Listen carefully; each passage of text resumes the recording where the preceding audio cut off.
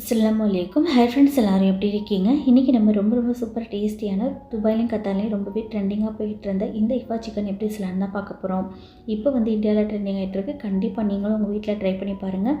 குழந்தைங்களுக்கு பிடிச்ச மாதிரி இருக்கும். நல்ல க்ரீமியான இந்த இஃபா சிக்கன் எப்படி செய்யலான்னு பார்க்கலாம். அதுக்கு ஃபஸ்ட்டு நம்ம க்ரீமி சாஸ் ரெடி பண்ணிக்கணும். அதுக்கு ஒரு மிக்சர் ஜாரில் நான் 2 பாயில்டு எக் எடுத்திருக்கேன். அதோட ஒயிட் பார்ட் மட்டும் ஆட் பண்ணிக்கோங்க.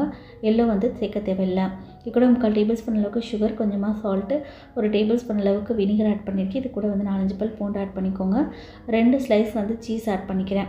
உங்கள்கிட்ட ஸ்லைஸ் சீஸ் இல்லைனா மொசரல்லா சீஸ் இருந்துச்சுன்னா கூட ஆட் பண்ணிக்கலாம். சீஸ் ஆனால் கண்டிப்பாக சேர்க்கணுங்க. அப்போ தான் டேஸ்ட் நல்லாயிருக்கும். இது கூட கொஞ்சமாக ஃப்ரெஷ் க்ரீம், அதுக்கப்புறமா கொஞ்சமாக பச்சை பால் ஆட் பண்ணியிருக்கேன். இது எல்லாத்தையுமே நல்லா சேர்த்து பிளெண்ட் பண்ணிவிட்டு இது கூட இந்த சாஸ் இன்னும் திக்காகிறதுக்காக 1-2 டேபிள் ஸ்பூன் அளவுக்கு குக்கிங் ஆயில் ஆட் பண்ணியிருக்கேன். இது ஃபுல்லாமே ஆப்ஷனல் தான். அவ்வளோதாங்க, நம்மளோட சூப்பரான க்ரீமி சாஸ் ரெடி ஆகிடுச்சு.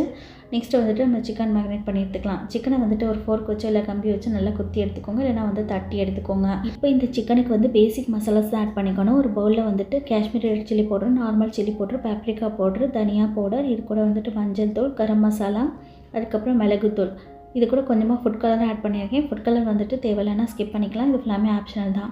1 டேபிள் ஸ்பூன் அளவுக்கு வினிகர் சேர்த்துருக்கேன். 1 டேபிள் ஸ்பூன் அளவுக்கு நல்லா திக்கான தயிர், 2 டேபிள் ஸ்பூன் அளவுக்கு இஞ்சி பூண்டு பேஸ்ட் ஆட் பண்ணிவிட்டு இது நல்லா கலந்து விட்டுக்கோங்க. இப்போ இந்த சிக்கனுக்கு தேவையான அளவுக்கு சால்ட்டு, கொஞ்சமாக ஆலிவ் ஆயில் ஆட் பண்ணிவிட்டு இதை நல்லா கலந்து விட்டுக்கோங்க. மசாலா இந்த அளவுக்கு நல்லா திக்காக இருக்கணும். அப்போ தான் சிக்கனில் நல்லா நம்ம கொட்டி பிடிக்கும். ஃப்ரை பண்ணும்போது கீழே மசாலா உதிராது. இப்போ நம்ம தட்டி வச்சுருக்கிற சிக்கனை ஒரு பீஸாக எடுத்து நல்லா இந்த மாதிரி பரட்டி எடுத்துக்கோங்க. சிக்கன் நல்லா ஃபுல் கோழியாகவும் நீங்கள் எடுத்துக்கலாம், இல்லைனா ஒரு சிக்கனை 4ஆக கட் பண்ணி, இல்லைனா 2ஆக கட் பண்ணி எடுத்துக்கலாம். நான் 4ஆக கட் பண்ணி எடுத்திருக்கேன். இப்போ இந்த சிக்கனை ஓவர் நைட் ஃபுல்லாக நான் ஊற வச்சு எடுத்துக்க போகிறேன். நீங்கள் உடனே சரிங்க அப்படின்னா 1/2 hour இல்லைனா 1 hour ஊற வச்சு எடுத்துக்கோங்க. அப்போ தான் டேஸ்ட் நல்லாயிருக்கும். இப்போ இதை மூடி போட்டு அப்படியே வச்சிடலாம்.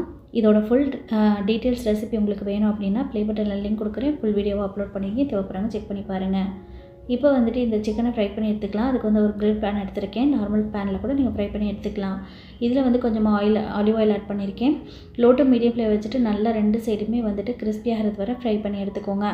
இந்த அளவுக்கு நல்லா குக்காகி வந்ததுக்கப்புறமா நம்ம ஏற்கனவே ரெடி பண்ணி வச்சுருந்தோம் இல்லையா க்ரீமி சாஸ், அதை நல்லா தாராளமாக இது மேலே ஸ்ப்ரெட் பண்ணி விட்டுக்கோங்க.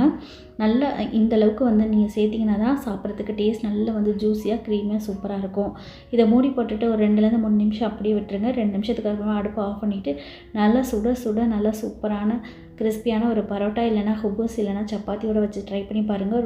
ரொம்ப சூப்பராக இருக்கும். வெறுவாயில் சாப்பிட்டாலுமே அவ்வளோ அல்டிமேட்டாக இருக்கும். கண்டிப்பாக இந்த இஃபா சிக்கனை நீங்களும் உங்கள் வீட்டில் ட்ரை பண்ணி பார்த்துட்டு இதோட டேஸ்ட் எப்படி வந்துச்சு அப்படிங்கிறத மறக்காமல் ஃபீட்பேக் சொல்லுங்கள். இதே மாதிரி வேறு ஒரு சூப்பரான ரெசிபியோட பார்க்குறது வரைக்கும் பாய். அஸ்ஸலாமு அலைக்கும்.